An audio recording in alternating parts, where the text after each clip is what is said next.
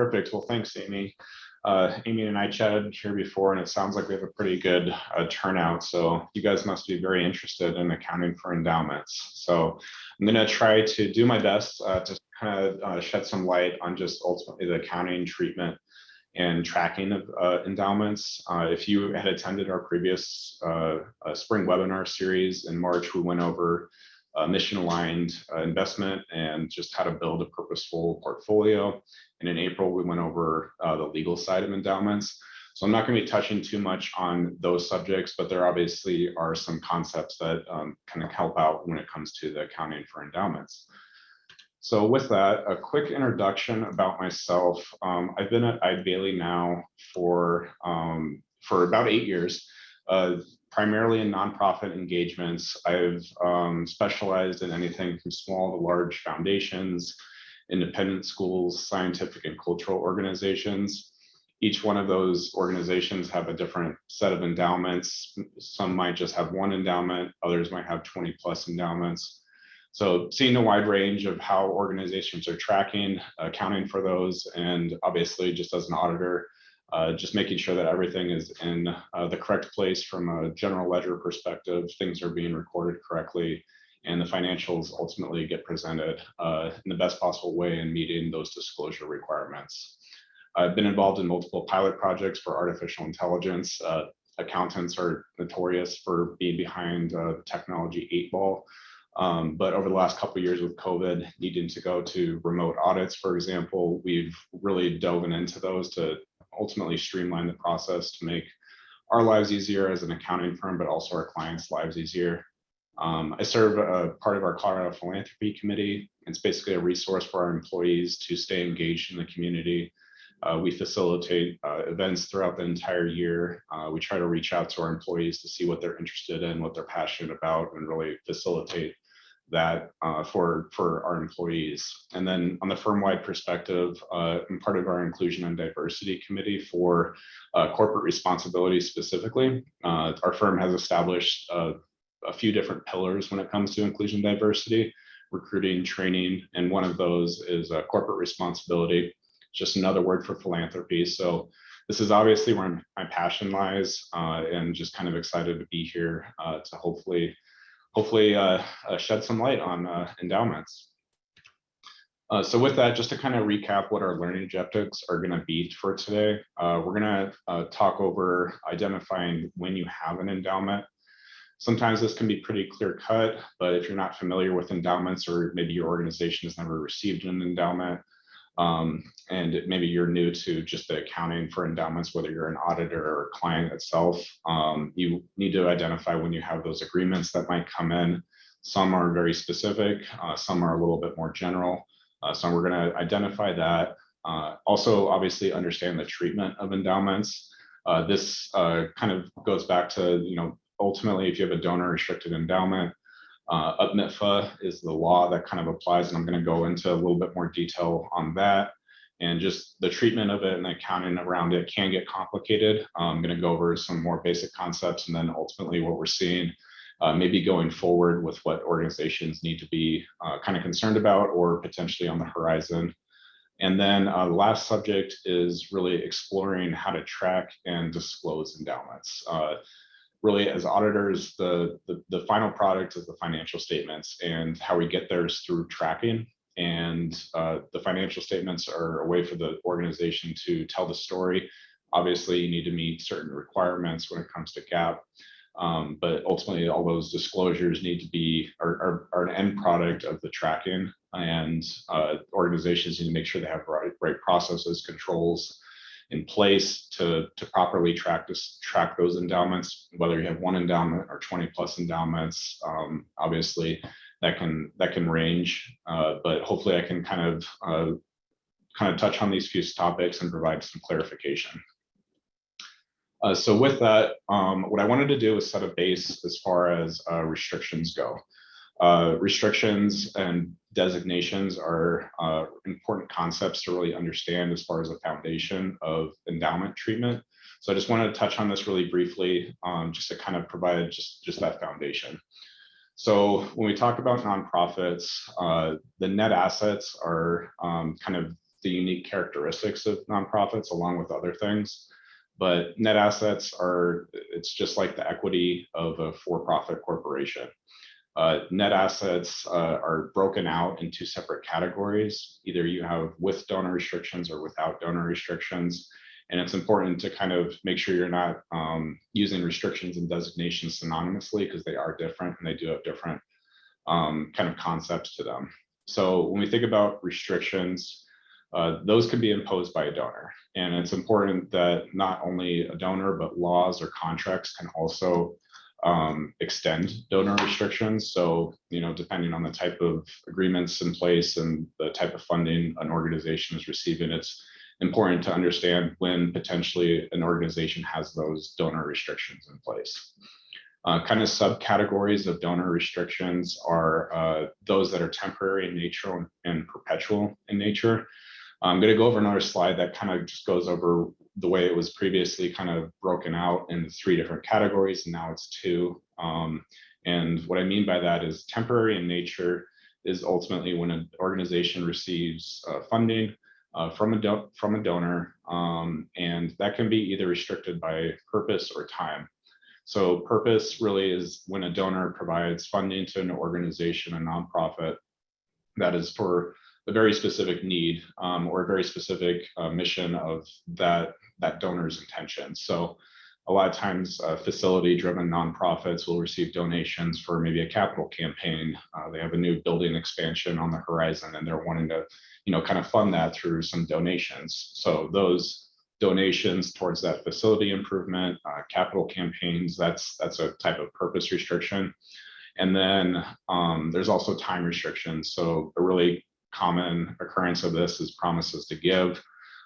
Maybe a donor is willing to provide funding over the next 5 years, and maybe they give $20,000 over the next 5 years that they're going to eventually pay in cash on a certain date. That would be a time restriction where, you know, ultimately the nonprofit can't tap into those net assets until the donor's collectability is assured, and essentially the nonprofit can use that funding for that specific time period. Other donors might be giving a donation for maybe general operations, but they don't want the nonprofit to use it in the current fiscal year. They want to use it for next year's fiscal operations. And then the final kind of category, which is really where we see endowments, is perpetual in nature. This is where a donor will provide funding to an organization, and we'll go over the different types of institutional funds that donors can provide. And really the intention is to be perpetual. They want the nonprofit to hold on to this money and grow it over time, invest in it, get some investment earnings, and ultimately as the endowment grows, the nonprofit has more essentially purchasing power to fulfill the needs of that endowment. And so that's where the perpetual in nature kind of language kind of comes in when a donor provides that type of funding. And then designations, so it's important to understand the distinction between this. So a designation is recorded as net assets without donor restriction. So a really common occurrence of this is board designations. So a nonprofit might be, a larger nonprofit might have established many years ago, and they've established excess funds. You know, they've fulfilled the duties of the organization. But just because you're a nonprofit doesn't mean that you have to break even every year. You've accumulated equity or net assets over many years, and the board might just want to designate a certain amount of that excess towards specific needs of the organization. Common occurrences of this is for an operating or capital reserve. Some nonprofits want to maintain almost like an emergency reserve where they're maintaining funds to sustain their operations for 3, 6, 8 months. And they set aside those funds based on the activity of the organization. So that would be an example of designation. But the other example is boards can designate funds that are going to be treated as an endowment. And this is where, you know, you can have an endowment that is without any donor restrictions. It's essentially just set aside for a very specific purpose. Perhaps a board wants to set aside funds so that they can provide scholarships in the future and for many years. So they kind of accumulate that board designation and then they distribute from it to fulfill the purpose of what that was meant for. But it's important to understand that if a donation comes in without any restrictions and essentially the board is just setting aside those unrestricted net assets for a specific purpose, it's without donor restriction. And this kind of provides a visual of essentially the ASU 2016-14. This standard's been around since 2018, so it's not a new concept, but something that needs to be kind of touched on, because under previous GAAP, the way net assets were reported were unrestricted, temp restricted, and perm restricted. And those concepts still exist, but the standard was ultimately made as a simplification standard to ultimately break it out instead of 3 categories into 2. And those 2 categories now are without donor restrictions and with donor restrictions. With that came disclosure requirements as well, and we'll touch on that in later slides about if you have without donor restrictions, you need to be designated, or you need to be disclosing that amount, purpose, and type of board designation. So some nonprofits just have one general designated endowment. Others have various breakouts of their without donor restriction categories. You could have designated for an operating reserve and a capital reserve and a board designation. So all of those amounts, purposes, and type of board designations need to be disclosed in the financials. And when you have with donor restrictions, it's the amount and nature of that donor restriction. So a lot of nonprofits receive donations from donors throughout the years that are set aside for very specific purposes. And those purposes are essentially those that are more narrow in scope than the overall mission of the organization. So if the overall mission of the organization a donor provides for that, then that might not necessarily be a with donor restriction, because it's just essentially just donating to the organization to do what they need to fulfill the mission. But if it's set aside for a very specific purpose, each one of those purposes, time restrictions, perpetual in nature, all of those need to be disclosed of the nature and amount. So with that, the rest of the presentation is going to be going over endowments, which is what you're here for. So just as a kind of recap of almost like the definition of what an endowment is, it's an institutional fund of cash, securities, or other assets that's to provide income for the maintenance of the nonprofit. Again, the nonprofit, when they receive these endowments, need to maintain those endowments and need to follow the law, which is UPMIFA. And it's a big concept for nonprofits to really understand just kind of the responsibility that they have when they start receiving these types of funds. It's important also to realize an endowment isn't necessarily just $5 million in an investment portfolio that just continues to grow and accumulates over time. It can also consist of cash, alternative investments as well, which is a complicated concept for fair value purposes. A lot of our foundations are involved in these alternative investments. Other organizations are involved with it. I'm not going to dive into the fair value concepts, but they can get complicated depending on the composition of and the breadth of assets. And that could also include promises to give property, plant, and equipment. So it's important to realize that there could be various different assets that ultimately make up an endowment. And ultimately, if you have a donor restricted endowment, certain laws do apply, and that's UPMIFA, and I'll go over that in the next slide. So just to kind of provide that breakout of without donor restrictions, with donor restrictions and additional considerations. Again, without donor restrictions, while generally endowment funds are established by a donor restricted gift, that's not necessary for it to be considered an endowment, and also accounting for under GAAP.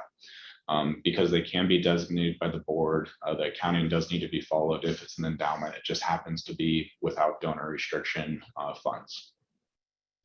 The second one is the with donor restriction category. The two main concepts to this is, and I'm going to provide this example in a few different slides because it's going to relate to a case study that we're going to go over.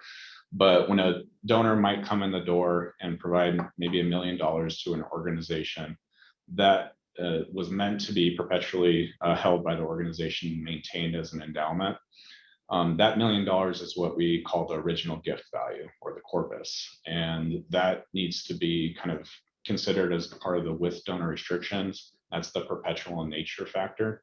And then over time, especially if you've had endowments for many, many years, you start accumulating investment gains that are subject to appropriation and expenditure. And that can be either due to when a specific event occurs, or also subject to the nonprofit spending policy. Spending policy is an important thing that nonprofits really need to consider when they do have endowments. They need to have established policies in place, because a lot of times these endowments come in without very specified terms to them, and nonprofits need to follow that spending policy. That's where we start looking at controls and ultimately disclosures in the financials. So UPMIFA, you've heard me say that word a couple times. And if you're not familiar with it, it's the Uniform Prudent Management of Institutional Funds Act. It's a mouthful, but it is essentially the law that governs donor restricted endowments. It was developed as a model law that needed to be enacted at the state level to become effective.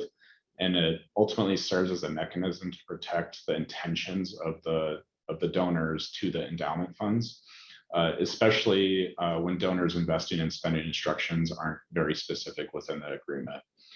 Nonprofits are to follow specific donor instructions or options before they default to UPMIFA. So if there is specific language, they need to follow those specific donor languages as well.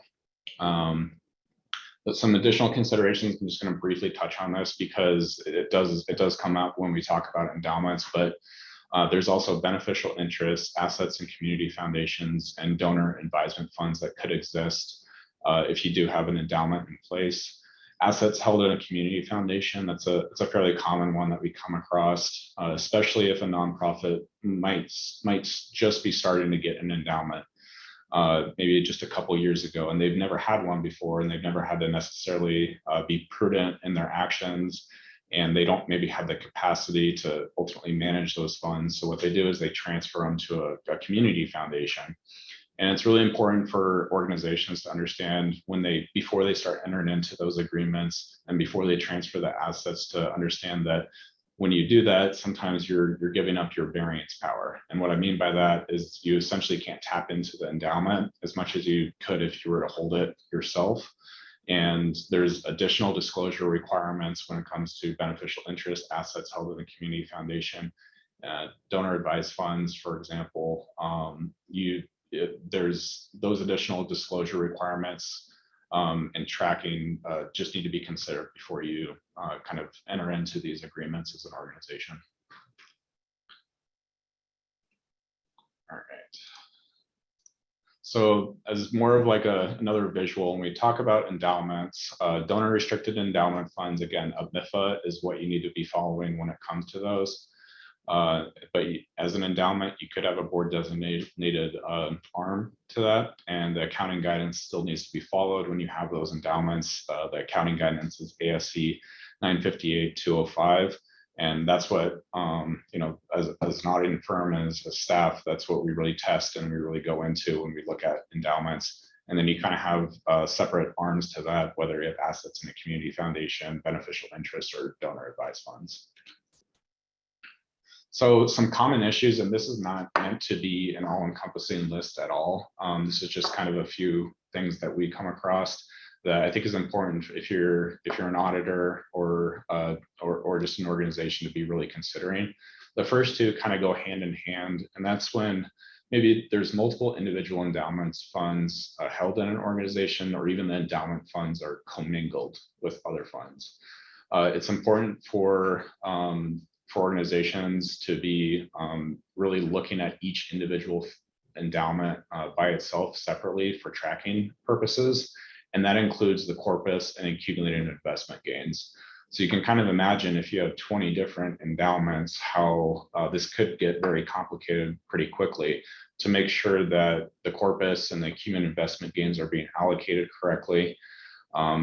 Even if you have a board designated arm to the funds that you've established, and you have all of these 20 plus endowments plus a couple board designations commingled in one investment account, you can kind of see how the tracking might get pretty complicated. But as we follow roll forwards, there's all kinds of different mechanisms that organizations can can do. There's endowment software, there's grant software, there's a lot of different mechanisms organizations can do to make sure they're tracking things correctly. The third kind of common issue, pitfall, so to say, that could occur is there's maybe there's no indication, or there's unclear indications regarding the treatment of the endowment earnings. And if there's no restrictions on the earnings specified by the endowment agreement, the nonprofit should follow their spending policy. And I'm going to go over that as well, as far as prudent spending, UPMIFA considerations. But the spending policy is important. It's something that we make sure organizations are following consistently throughout the years. You can't have amendments, you can't update the policies, but you also need to be looking at maybe your specific states, UPMIFA and laws regarding just the spending of an endowment when there's no clear indication by the donor in the agreement itself. So the next couple of slides I wanted to kind of touch on is more of just considerations that we might see going forward. So it's been a crazy couple of years with COVID and everything, and it's been a crazy couple of years when it comes to the market. So a lot of endowments are in investment portfolios, and especially depending on your fiscal year end. When COVID originally hit in 2020, we had some clients with March and April year ends. So you can imagine if you have a March or April year end in 2020, that's when the markets were at its lowest. So that during that fiscal year of operations, you might have experienced a pretty big loss.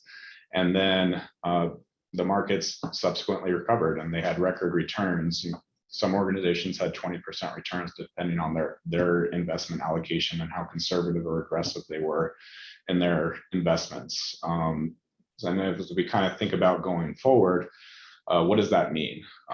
Hopefully socially we're getting out of COVID and everything else, but there's obviously some concerns around interest rates increasing, the supply chain issues. There's a lot of talks about what if we go into a recession. Recession seems like it could be a likely situation depending on whoever you talk to. I don't have a crystal ball and I don't think anyone can say for certainty, but I just wanted to kind of talk about what endowment funds and considerations everyone needs to be kind of considering as we move forward in this age of COVID. So some key points from UPMIFA, except for Pennsylvania, for whatever reason, all states have enacted some versions of UPMIFA. Pennsylvania just has essentially a law that governs endowments, but it's not under the model language of MIFA. Again, it applies to donor restricted endowment funds. And you're going to hear me say this word a lot when it comes to MIFA, but prudent. So endowment funds need to be prudently invested for long-term growth. And that also provides for current income for that endowment and for the organization and for what the donor intended. And endowment investments can be prudently spent as well to support the purposes of the fund. So organizations need to be making sure they're adhering to almost common investment advisor practices of due diligence and care of the endowment when they do have these types of donor agreements. And the last kind of bullet point per se at the bottom, this is just kind of providing an example of the model of MIFA language when it first came out. It included an optional paragraph to limit the overall spending for certain states if they chose to enact it or not. And that optional language, if a state adopted into law, would essentially prohibit the spending from endowment of more than 7%, and any excess of that would not be considered prudent. Colorado, for example, didn't adopt that optional language, so they don't have that 7% cap, but they still need to be prudent with their spending. But again, depending on the state that you're in, you might have a different type of MIFA language very specific to those laws that apply to you. So it's just important. This is just more of an example to just really make sure that you're understanding just the laws that govern the specific state that your organization is within. So budgeting shortfalls, again, kind of the concerns I brought up before about where maybe the market might go. Nonprofits, the communities really stepped in when it came to nonprofits throughout the last couple of years. Some organizations had record donations because the community really stepped up. They wanted to to really make sure that the mission of the organization was being completed, that you know, the nonprofits would keep on going. So they experienced record contributions. And then potentially there was PPP loans and government assistance that ERTC credits that organizations could tap into. So for the last couple of years, it's been volatile for sure. If you're a programmatic type of nonprofit, you might have needed to shut down a lot of your programs that you put on because they were in person before. If you put on special events, you had to go to a remote type of environment. So it was very volatile. Some nonprofits did better than others, but the general concern now going forward is, what if we have budgeting shortfalls now going forward? We were able to tap into these additional contributions, government assistance, and going forward, what if we just can't get the same level of donations? Or what if our programs aren't going to get to that same level that they were pre-COVID? So these kind of three considerations are just ways that maybe nonprofits can bridge the gap. So prudent spending, maybe you've had an endowment for a while or multiple endowments, and you have a very conservative spending rate, and that was totally fine, and it was conservative, but it was just below a level that was maybe needed. It still fulfilled the needs of the organization and that endowment. But if you think about maybe budgeting shortfalls and still needing to tap into those funding that maybe that purpose or that organization needed, it is possible to increase your spending policy, again, as long as you're falling within your state regulations for UPMIFA, but you can do that incrementally. It's kind of a board kind of passage to kind of increase that spending policy if you do need to tap into those additional resources. Another way is one-time additional distribution. So the ability to increase spending from an endowment fund, it's not precluded from UPMIFA as long as the limitations of the applicable law are considered. And ultimately, the nonprofit, again, needs to still be prudent in its actions if they do tap into a one-time additional distribution. And then the other important concept is, if you have multiple endowments, you need to be making sure you're looking into the endowment agreement and really looking into any specific donor provisions that might not allow you to do a one-time additional distribution. And the third is modifications from donors. So I'm going to give an example that isn't endowment related and tie it back. But a lot of times nonprofits put on capital campaigns because they're, maybe expanding a gymnasium at the school, or they have a brand new facility they want to build. So they throw in a capital campaign. They collect donations from donors who are willing to donate for that specific purpose. And maybe the scope of that project just wasn't what the nonprofit thought. They decreased it, and they built the expansion, or maybe they just did a remodel instead and completed the project. And then at the end of the day, they look back at their restricted donations and realize that they didn't use all of the donors' donations that they provided. So they have these funds kind of sitting out there. They don't have any other capital projects on the horizon. So they'll reach out to donors and say, hey, we weren't able to use your donation for the capital expansion project. Would you be willing to modify your gift agreement for a different purpose, program, or just our general operations so that we can use those funds for the organization? And the same concept exists for an endowment fund. If you know the donor of an endowment, as a nonprofit, you can seek permission from that donor to modify their gift agreement in some way. If it's not known, it gets a little bit more complicated because if you don't know the donor, you can't reach out to them. But nonprofits can seek relief through the courts. And so there's some legal kind of considerations as well. And then kind of like the kind of caution to this is, ultimately, if you're modifying an endowment and taking out the purchasing power in an endowment and liquidating those funds for whatever need the organization has, you just want to consider the long-term implications of that, because again, you're decreasing the purchasing power of the endowment and the ability for the endowment to fulfill the purposes of what it was meant for. But if you have no other choice, and it's just a potential option that is out there for organizations if they have a need. And so these next couple slides is just another kind of, just endowments in the age of COVID, how organizations can maybe combat budgeting shortfalls and bridge the gap a little bit. I'm going to kind of cruise through these a little bit quickly because this is not a common occurrence, but it's something just wanted to bring to the attention that there can be borrowing from endowment funds. It's important to note MIFA and ASC 958, which is the gap guidance around endowments, don't specifically address this, and this can be thought of almost like a loan. This is where you borrow from the endowment and then replenish it at a different time. We have a few clients that this occurs. It's definitely not common practice, but it is, something that could be looked into, or if you're already doing it. Just wanted to kind of touch on the accounting considerations of that. It's important to note that when you're borrowing from an endowment fund and eventually replenishing it, it doesn't change the time of the loan on the restricted fund balance. So your net assets with donor restrictions still stay the same. It's just the loan kind of implications around that.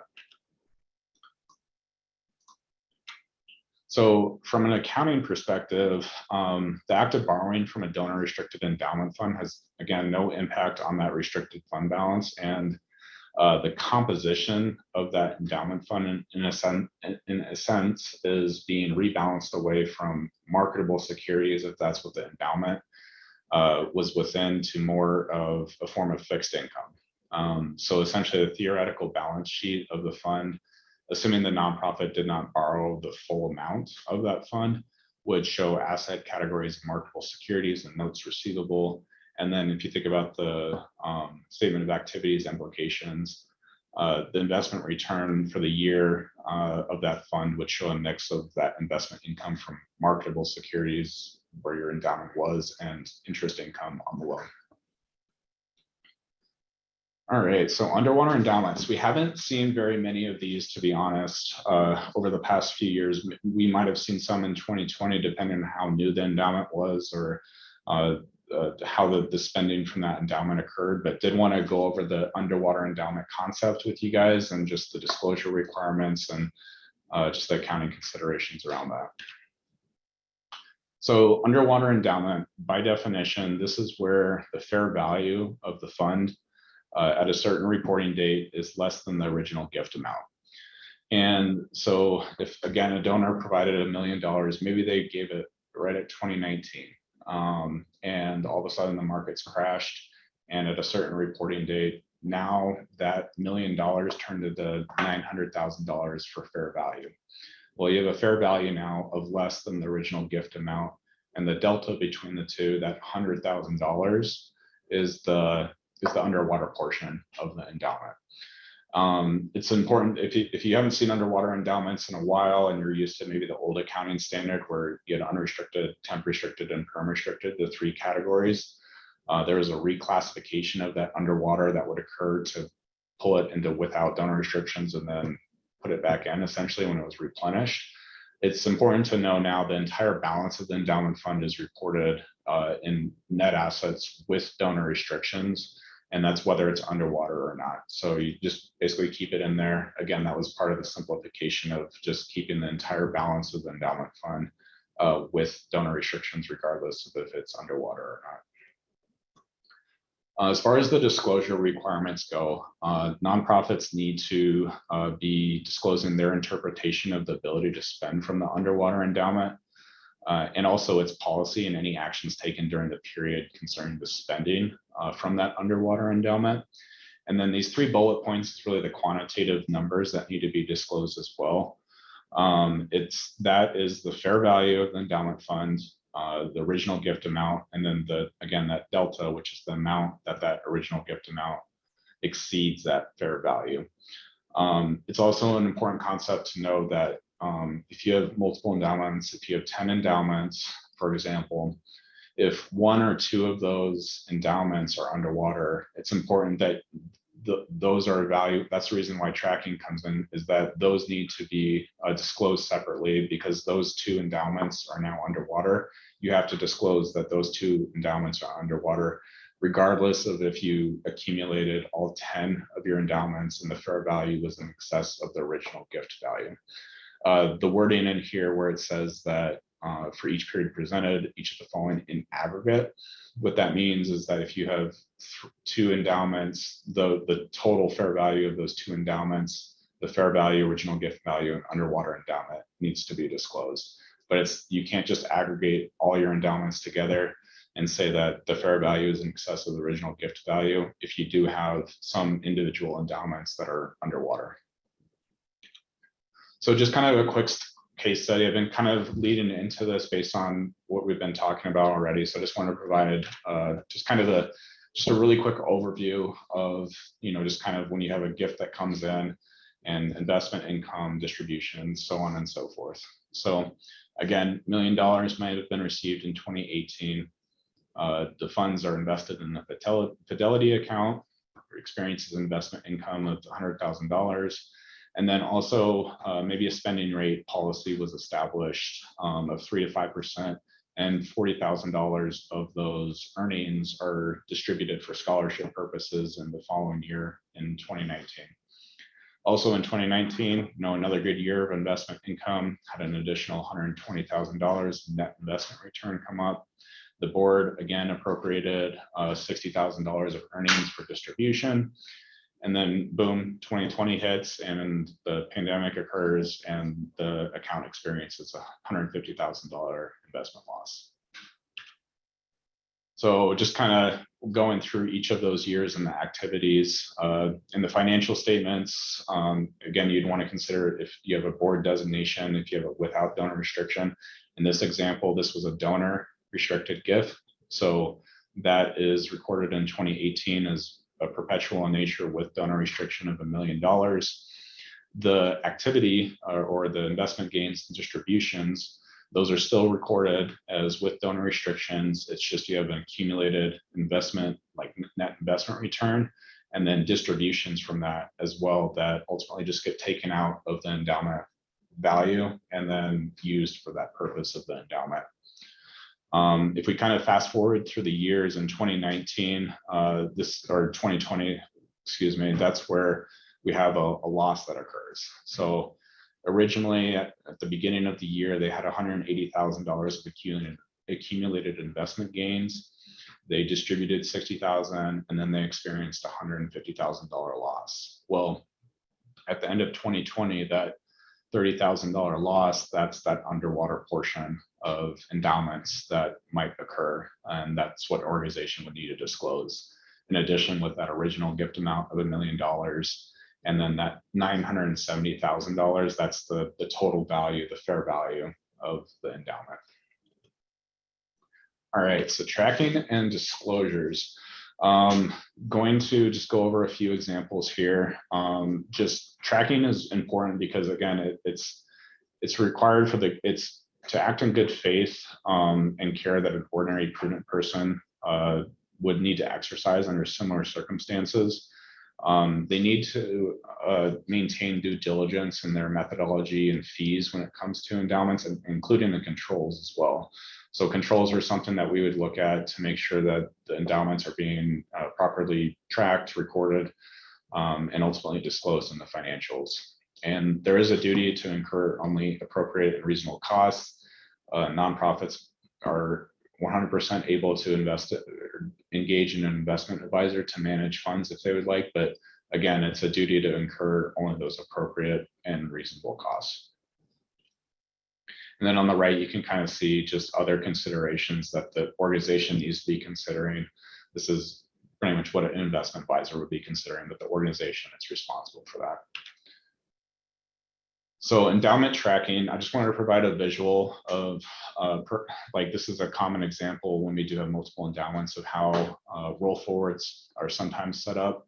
This is a very simplified, dulled down version. But what we would essentially do is take the fiscal year 2020, and that would be maybe the previous year under audit, take the endowment value by fund. And again, you can see there's multiple endowment funds for school endowment, health profession endowment, memorial endowment. Each one of those are tracked separately. You would take the total value of that. And again, there's two components of, okay, what's the corpus perpetual amount? What's the accumulated earnings? And maybe if there's underwater portions. And you can kind of follow the kind of colors of, current year activity and then eventually getting to your year-end totals. You can see that second to last line, it started off as underwater in the previous year, experienced positive investment income and realized and unrealized gains. There was a minimal distribution. And then at the end of the year, it was able to get replenished and it's no longer underwater by $354. The last one still stayed underwater, just didn't experience the investment returns that the other one did, or maybe just the allocation. It just wasn't able to replenish as quickly. So disclosure requirements for users. So this is, again, the end product, all the tracking, all the following up MIFA, all the considerations ultimately lead to these disclosure requirements as auditors and as the organization looks at their financials. So the key disclosure requirements I'm going to go over, I'm just going to provide essentially snippets from the Save Our Charity template from the AICPA to kind of show just a visual of these. But the nonprofit needs to be disclosing the description of the law, and that's MIFA, the composition and classification of net assets, endowment, spending, and investment policies. And this is where we see a lot of tailoring going on based on what the exact organization spending and investment policies are. And then also the changes in endowment net assets. This can be thought of as the roll forward, kind of like what we've seen in the case study, and also the tracking of the endowment itself, why that tracking is important. So the first kind of key disclosure requirement, the description of the law. This is a pretty lengthy disclosure. And again, this is a snippet from like the Colorado of MIFA. But if you're in different states that has different types of interpretation of MIFA or different enactments of the law of MIFA, this would be modified as well. This essentially is saying that the board of directors has interpreted Colorado MIFA as requiring the preservation and fair value of the original gift at the date of the donor restricted endowment funds, unless there's those explicit stipulations to the contrary. I'm not going to go into every single line of these, but the last kind of sentence and bullet points goes over kind of the key considerations that nonprofits need to be making in determination to appropriate and accumulate those donor restricted endowment funds. And that includes the duration and preservation of the fund, the purposes of the organization and the donor restricted endowment fund itself, general economic conditions, possible effects of inflation, like we're going through right now, deflation, total expected return, other resources to the organization, and just the spending investment policies of the organization itself. The next one is going over just, okay, net asset composition and classification. This kind of ties back to everything we've been talking about, that you need to be disclosing if you have a without donor restricted, maybe board designation, and the with donor restriction balances. And that's broken out by the original gift amount and the accumulated investment gains. So depending on how many endowments you have, how many designations you have, you can kind of see the accumulation of these ultimately results in this disclosure right here. That bottom paragraph is kind of just showing an example of what the disclosure for an underwater endowment might look like. It's basically saying, from certain time to time occurrences, certain donor restricted endowment funds may have a fair value less than that original gift amount. The organization has interpretive of MIFA to permit spending from the underwater endowments. Again, that needs to be disclosed. And then those 3 bullet points I touched on before, the original gift amount of the underwater endowments, the fair value of those underwater endowments, and the deficiency, that delta, need to be disclosed. So in this example, you can kind of see these are fully comparative financials where maybe in 2020, the endowment funds, a certain amount of them were underwater. And then in the current year, those amounts you could disclose as these amounts were fully recovered and basically show that, as of the end of the year, current year, we don't have an underwater, but if you're doing full comparative, you would need to disclose this. So spending and investment policies, this is just an example because this is tailored a lot based on the specific organization spending policies. The first paragraph is talking about, okay, the organization has set maybe a target minimum rate of return of 5% on an annual basis. It's not realistic or even likely that those actual returns on any given year are going to hit 5%, but the organization, that's their long-term goal.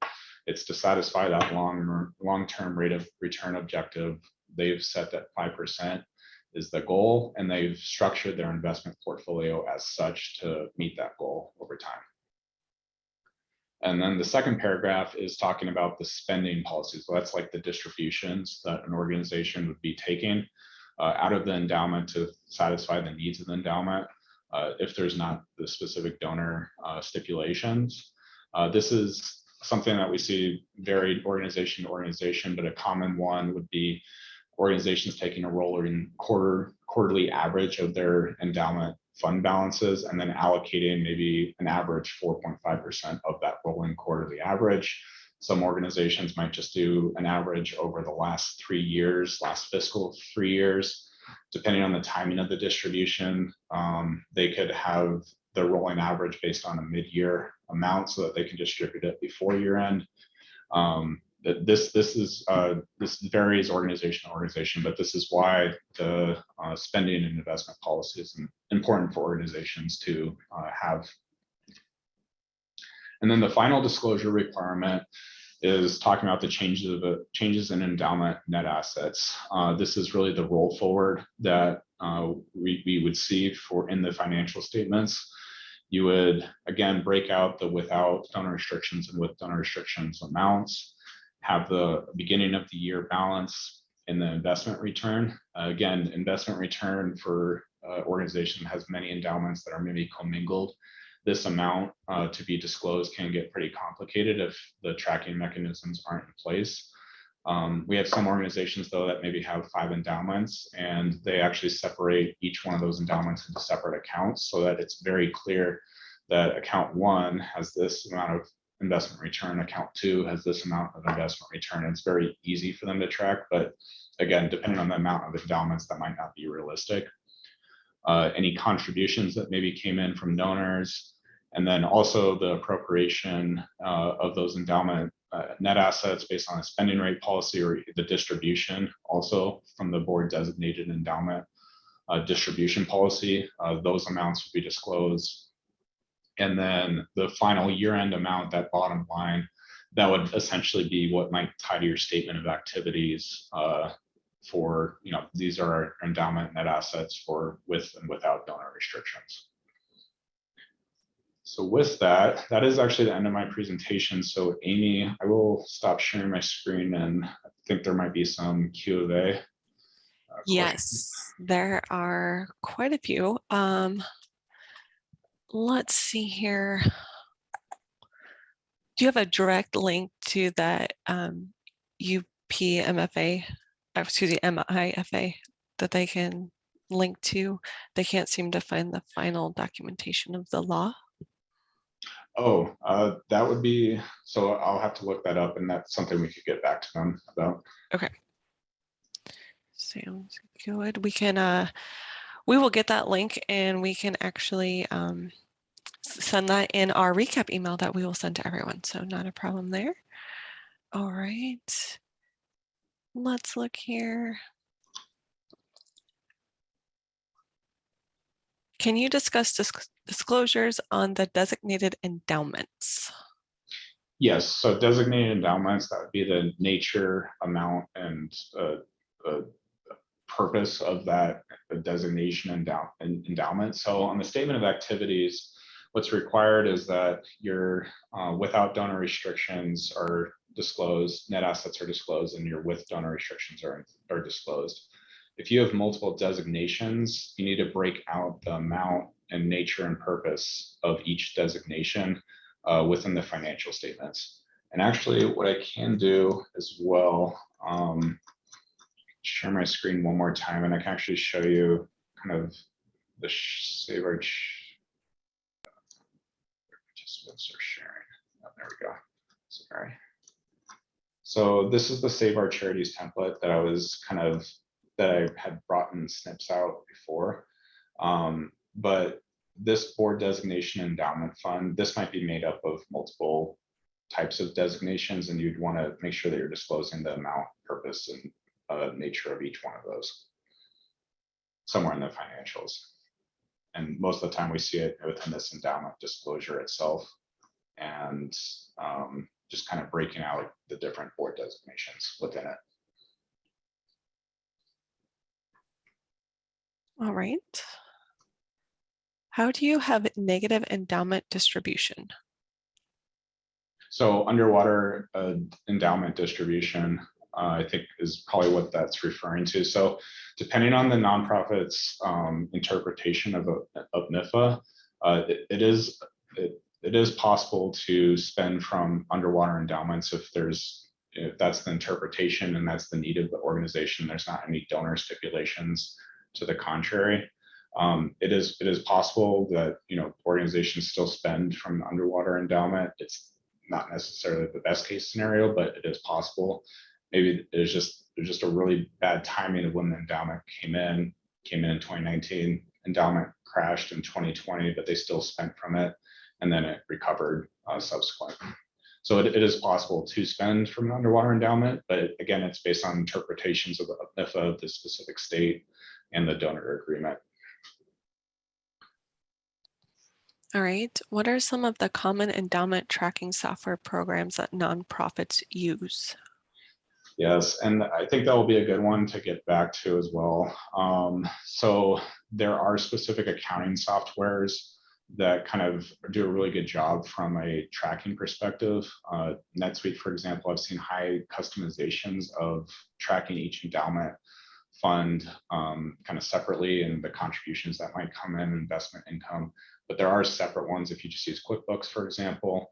Obviously, that doesn't have a really comprehensive way to track endowments. So that'll be a good one that maybe we can send out some endowment softwares out there. But they are out there. It's similar to like a granting tracking software. All right. I'm just looking for some actual questions here. Let's see. At what point will the MPO have to bring the endowment whole for underwater endowments? It's difficult if you only have maybe a very small amount of endowment and you're not invested in the right investment allocations. It might take a little bit more time to bring it whole. I don't think there's a time restriction as far as like you have to bring up your underwater endowment within a certain period of time. It's ultimately just being prudent, due diligent, due care in bringing it back whole, because it is the responsibility of the organization to maintain that principal corpus amount for the benefit of growth and preservation. So, I mean, ideally as quick as possible, but again, it depends on the risk tolerance of the organization. That could factor into just the endowment, the balance itself, and just the composition of the investments. But you do need to preserve the endowment based on law, and you need to do your due diligence to bring it back up. All right, so let's see here. Do you have any best practices as far as releasing restricted assets, and then he said earnings, to non-restricted funds? So best practices for releasing restricted net asset earnings. Not 100% sure I might be interpreting that question correctly, but so there's two different release abilities by nonprofits. One is they can release so for endowments specifically, let's just say that it's 3 to 5% of your endowment funds that you would be releasing. That's a very common occurrence, but if we're talking about best practices, it's really just falling within a MIFA to make sure that you're not distributing your endowment, too much of your endowment that would be restricted by a MIFA. But I would say 3 to 5% is a pretty typical range, but I've seen higher and I've also seen lower. And then a one-time additional distribution that would just be based on the need of the organization itself. So I might not be interpreting that question 100% correctly, so I apologize. All right, we have time for just a few more here. With respect to borrowing, Do the regulations allow for pledging unrestricted endowments assets for a bank, LOC? So I would believe so, but let's get back to that one as well, because regulations are fun. Okay. All right, we'll take one more here. Is an endowment underwater? I think we missed a few words there, but endowment underwater, can the organization continue to fund activities from it? Yes, yep. So that kind of comes back to making sure that it's within UPMIFA, within the donor restricted language. You can spend from an underwater endowment, but it's based on the nonprofit's interpretation of the regulations around that and the donor agreement itself. For endowment loans, you said the interest is shown as another investment earnings item. So it would also show as an interest expense in the fund without donor restrictions. Is that correct? So I believe that, so under the new standard, net investment return is the new language for investment return, and that's where the expense is netted within net investment returns. And I'm pretty sure that you would still be netting that expense almost like interest income net. I'm pretty sure. I don't think there's a separate, under the new standard, you're supposed to be presenting net investment return. I don't think there's a separate exclusion that you'd be presenting the expenses from that loan separately in your statement of functional expenses, for example. All right, guys. Well, thank you all so much for attending. Here is Kevin's contact information. Thank you all so much for attending. Thank you, Kevin, so much for presenting, and we hope everyone has a great rest of their day.